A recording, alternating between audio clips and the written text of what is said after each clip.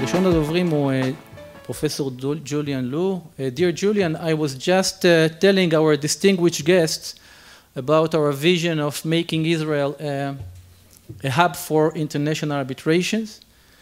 Professor Julian Liu has been involved with international arbitration for more than 40 years in academic, council, and as an arbitrator.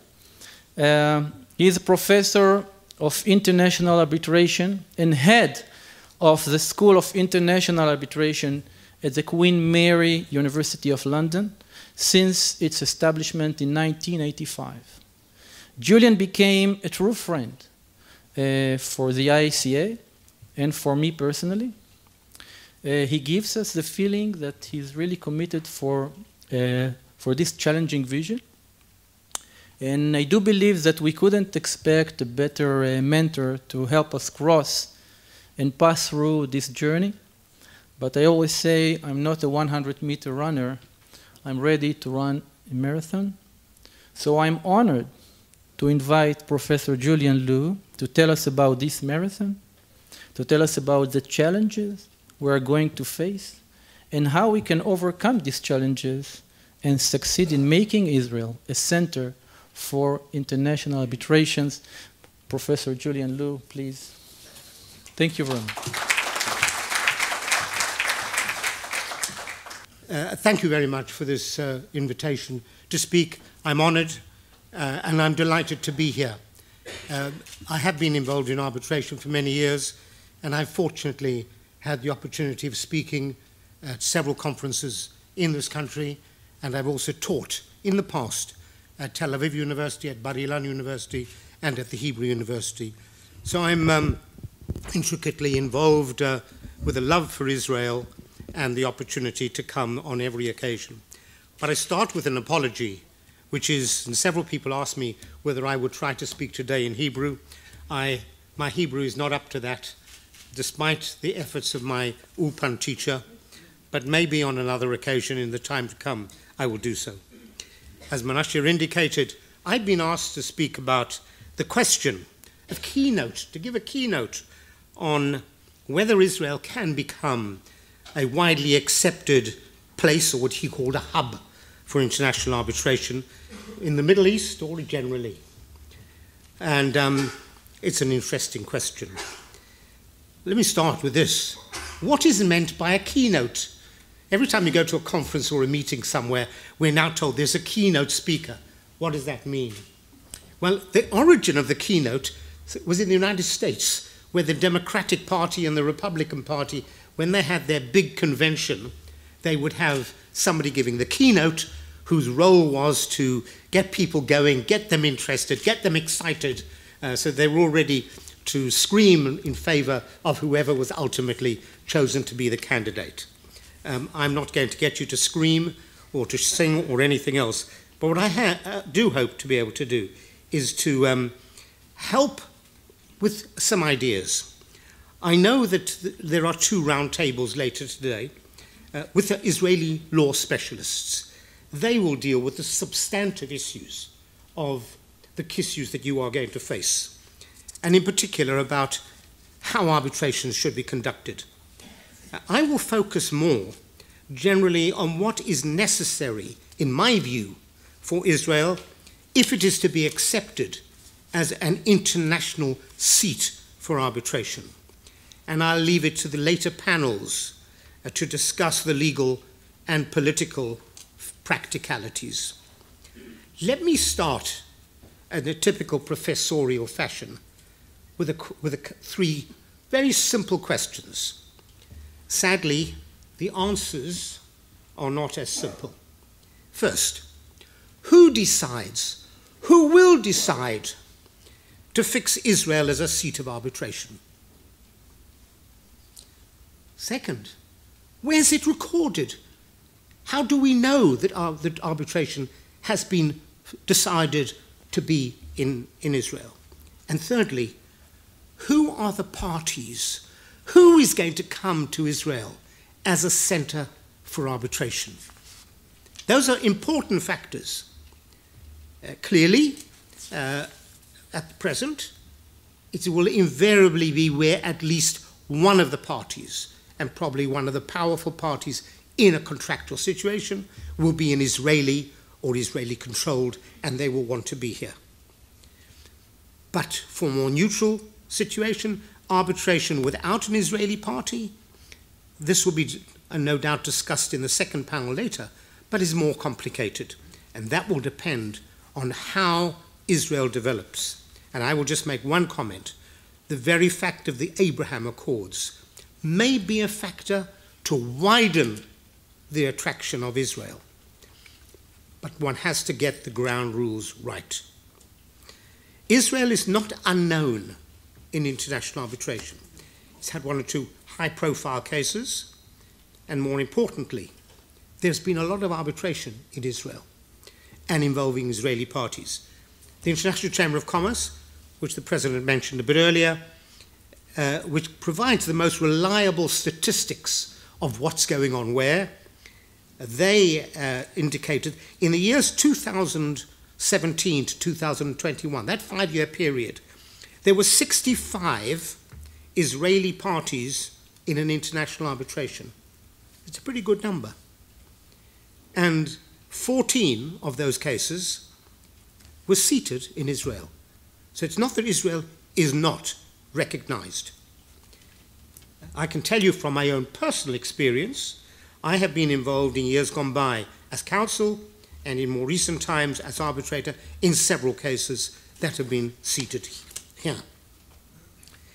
So the question is, going back to my earlier time, what are those out there going to look at when they're deciding, should we go to Israel for an arbitration? What are they interested in?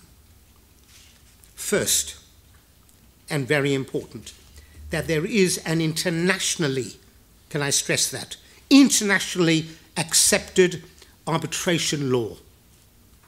In this regard, Israel must, in my view, and I understand it is currently looking at it, change its law and to adopt the UNCITRAL model law.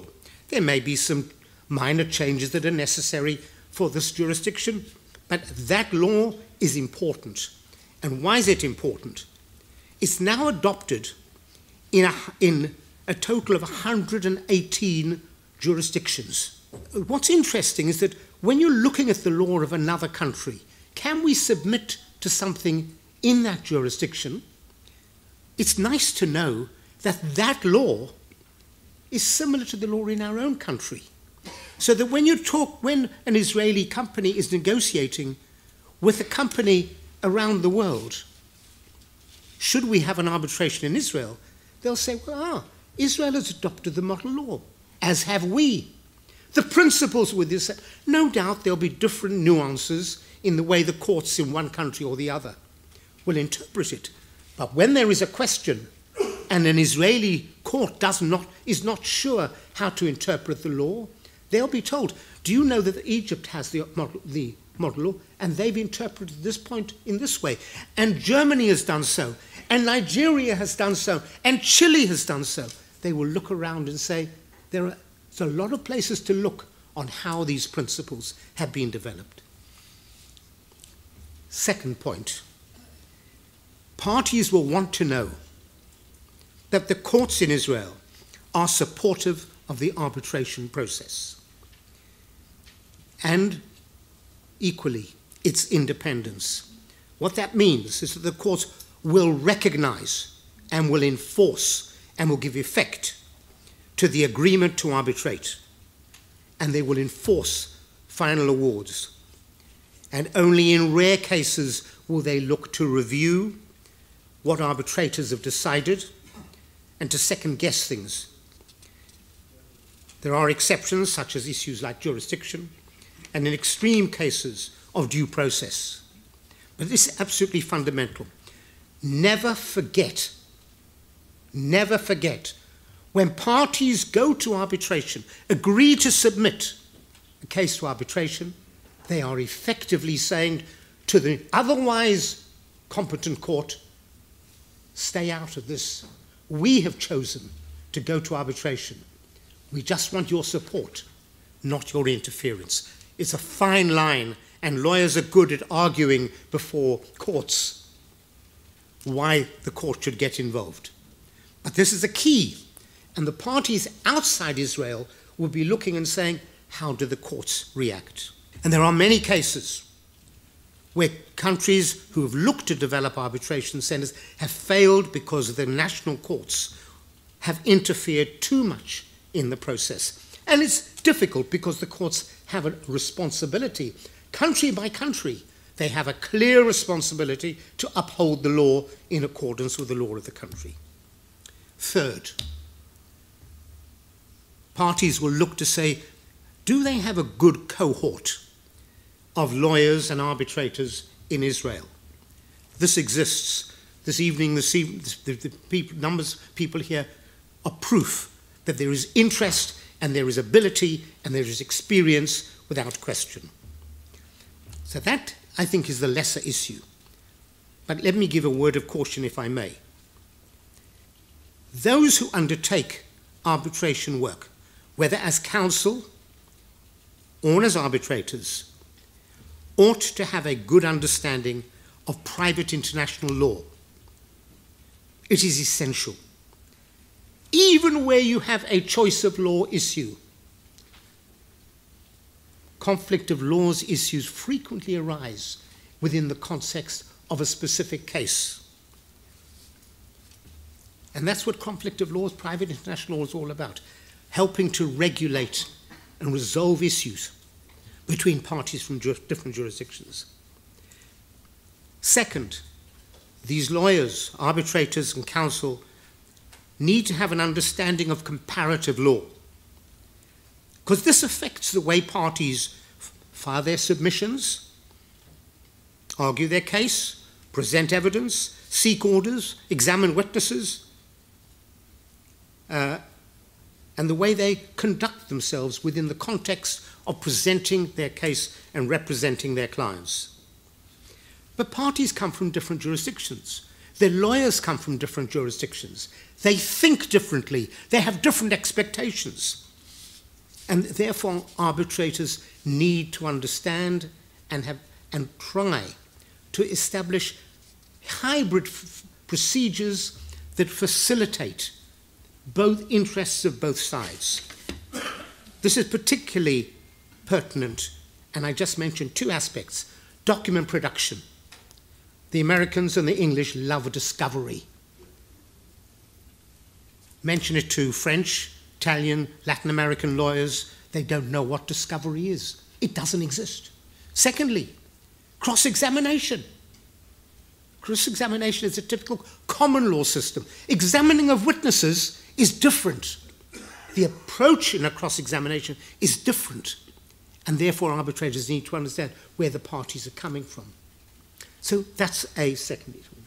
And the third element that arbitrators need to have a feel for, not necessarily in depth, where states or state entities are involved, or where issues of corruption, bribery, and international public policy are to be determined, arbitrators should at least have an understanding of the concepts of public international law. And those are clear elements. And if I want to sell my product in Israel, which is in England, which is the School of International Arbitration, that was the basis when we set up the school, that's what we wanted to teach, that our students would walk away having a feel for private international law, comparative law, and a certain amount of public international law. And then finally, what's the fourth thing that parties would look to? Is there support for international arbitration in Israel? And the answer there is yes. We know that institutes, arbitration institutions all over the world, are there to provide their services, if asked, to provide places for hearing or to assist getting them. And here, the Israel Institute for Commercial Arbitration has that ability. But what it also needs to ensure is that it has able not only to provide the services, but it has rules and it has lists of arbitrators which have the understanding and the flexibility to control an arbitration regardless of where the parties come from.